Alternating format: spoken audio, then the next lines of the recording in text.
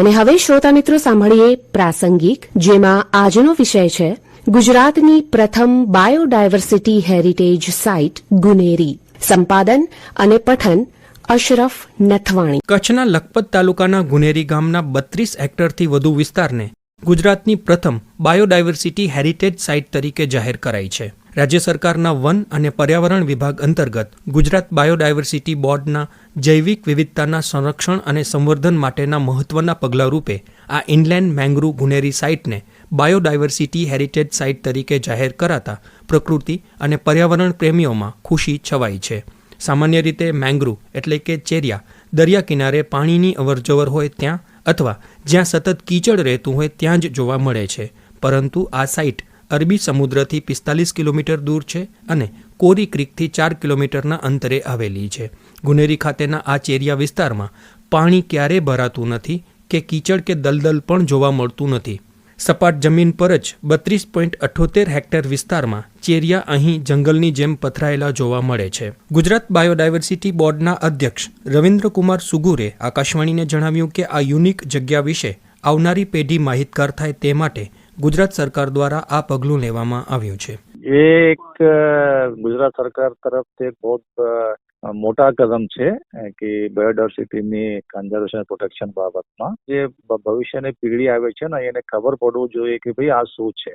કેમ કે જ્યારે પણ મેંગ્રુવ અમે લોકો જો જોતા હશે કે ભાઈ મેંગ્રુવ સમુદ્રની કિનારે પાણીમાં અને કીચડમાં દલદલમાં જોવા મળે છે. બટ એ એવું મેંગ્રુવ ફોરેસ્ટ છે એ દલદલમાં અને સમુદ્રની પાણીમાં નથી, એ જમીન પર મળે છે કે બાકી બીજા જંગલ જેવા. સો એની એક ઓળખ છે અને એક આઈડેન્ટિટી છે. અમે એને પ્રોટેક્ટ કરવા માંગીએ છીએ. એટલા માટે એને એક હેરિટેજ સાઇટ તરીકે, નોટ સિમ્પલી સાઇટ, હેરિટેજ મતલબ મારી જે ભાવિ પેઢી આવે એને પણ ખબર હોવું જોઈએ. એના માટે એની પ્રોટેક્શન હોવું જોઈએ, કન્ઝર્વેશન હોવું જોઈએ. એ બધા બાયોડાયવર્સિટી મેનેજમેન્ટ એક પ્લાન બનશે બાયોડાયવર્સિટી બોર્ડ તરફ અને તે પ્રમાણે તેમાં કામ કરીને એને પ્રોટેક્શન કરવાની કામગીરી હાથ ધરવામાં આવશે. શ્રી સુગુરે ઉમેર્યું કે સ્થાનિક લોકો અને વન વિભાગના કર્મચારીઓને કૌશલ્યવર્ધન તાલીમ આપવામાં આવશે.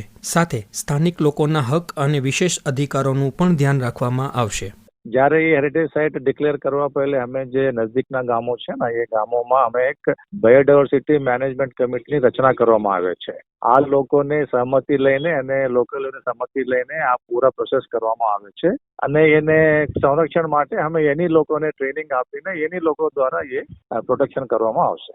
ગુજરાત બાયોડાયવર્સિટી બોર્ડના સભ્ય સચિવ તરીકે સેવા આપનાર પોપટ ગાર્દીએ પણ આ અંગે વધુ વિગતો આપતા જણાવ્યું કે વિશ્વમાં માત્ર 8 ઇનલેન્ડ મેંગ્રુવના સ્થળો આવેલા છે, જે પૈકીનું એક આપણા ગુજરાતમાં છે. ગુજરાત સરકાર દ્વારા 29 જાન્યુઆરી 2025ના રોજ કચ્છ વિસ્તારમાં આવેલ ગુનેરી ખાતે ઇનલેન્ડ મેંગ્રુવના વિસ્તારને ગુજરાતનું સૌપ્રથમ જૈવિક વિવિધતાના વારસા સ્થળ તરીકે જાહેર કરવામાં આવેલ છે.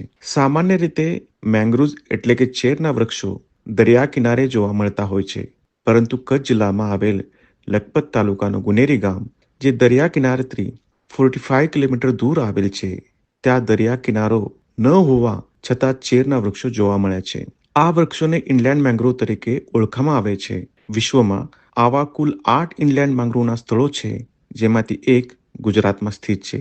આ કુલ 32.78 હેક્ટર વિસ્તારમાં 42 વનસ્પતિને જાતો અને 142 પ્રાણીઓને તથા પક્ષીઓને જાતો જોવા મળે છે.